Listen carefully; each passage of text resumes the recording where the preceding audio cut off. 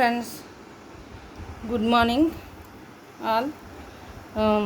ఈరోజు కర్రీ ఏంటంటే బరబటి. ఇది బరబటి అంటారు, పెద్ద చిక్కుడులు ఉంటాయి కదా, ఇవి బరబటీలు అంటారు. ఇది తర్వాత వంకాయలు, బరబటి, టమాటా, ఉల్లిపాయ, పచ్చిమిర్చి కర్రీ చేసుకున్నాం. బంగాళదుంప కూడా వేస్తాను ఇందులో. స్టవ్ పైన కడాయి పెట్టుకున్నాను. ఆయిల్ హీట్ ఎక్కింది. ఇప్పుడు ఇదిగో ఆనియన్స్ వేసుకున్నాను. ఆనియన్స్ బాగా వేసుకున్నాను.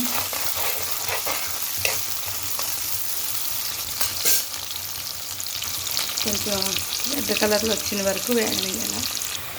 ఎర్రగా వేగిపోయి ఫ్రెండ్స్ ఆనియన్స్ చూసారు, బాగా కొంచెం రెడ్గా వేగాలి. ఇప్పుడు టమాటా వేసుకుంటాం. వేగిన తర్వాత టమాటా వేస్తాం.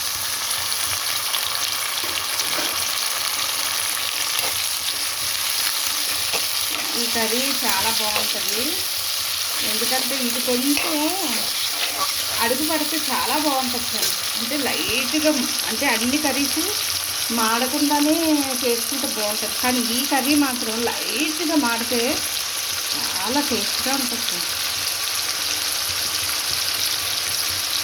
ఇదిగో ఫ్రెండ్స్, నేను ఇవన్నీ కట్ చేసి పెట్టుకున్నాను. బరబటి ఇదిగో ముక్కలు చేసి, వంకాయలు కట్ చేసి పెట్టుకున్నాను. ఇప్పుడు ఇవి అందులో వేసేద్దాం, బాగుంటుంది.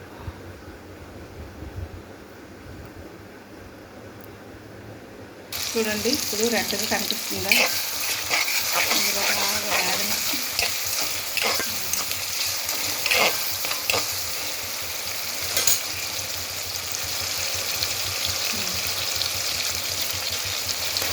ఇప్పుడు వంకాయలు బరబట్టి వేసుకున్నాం.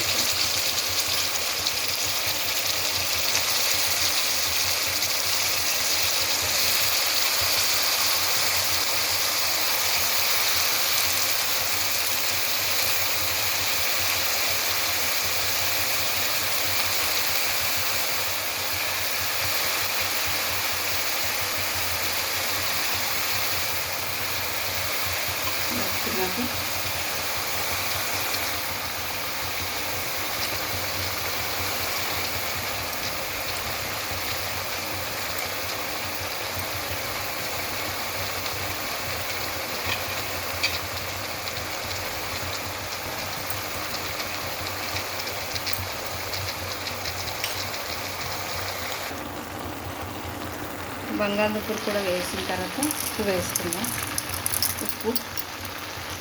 ఉప్పు వేసుకొని బాగా మగ్గనిచ్చి, పెద్ద స్పూను, ఈ స్పూన్తో ఒక స్పూను కారం వేసుకున్నాం ఫ్రెండ్స్.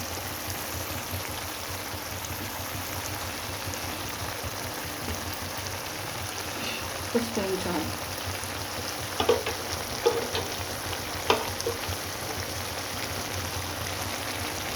వేసుకొని కలుపుకోవాలి ఒకసారి.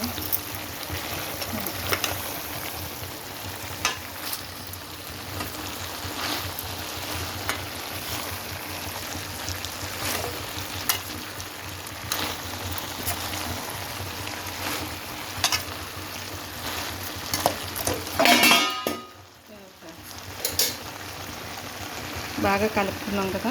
కలుపుకున్న తర్వాత ఇప్పుడు దీనికి మూత పెట్టుకున్నాం. కారం వేసి కలుపుకున్నాక 1 గ్లాస్ వాటర్ వేసుకున్నాం. అంటే ఆలుగడ్డలు అవన్నీ ఉన్నాయి కదా ఫ్రెండ్స్, అందుకని 2 గ్లాసెస్ వాటర్ వేస్తున్నాను నేను ఈ కర్రీకి. బాగా మునిగేటట్టు వాటర్ వేసుకొని ఇప్పుడు మూత పెట్టుకుందాం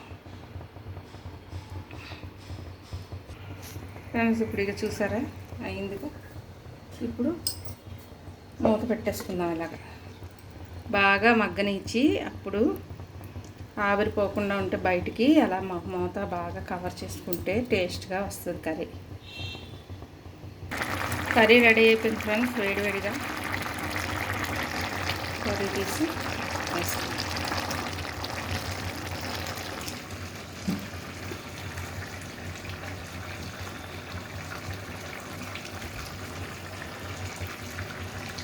కానీ చాలా టేస్ట్గా ఉంటుంది.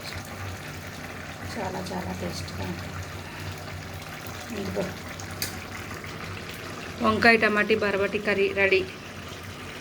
టేస్ట్ చేసి చెప్పండి ఫ్రెండ్స్ ఎలాగుందో. రైస్లోకి చపాతీలోకి కూడా బాగుంటుంది కర్రీ.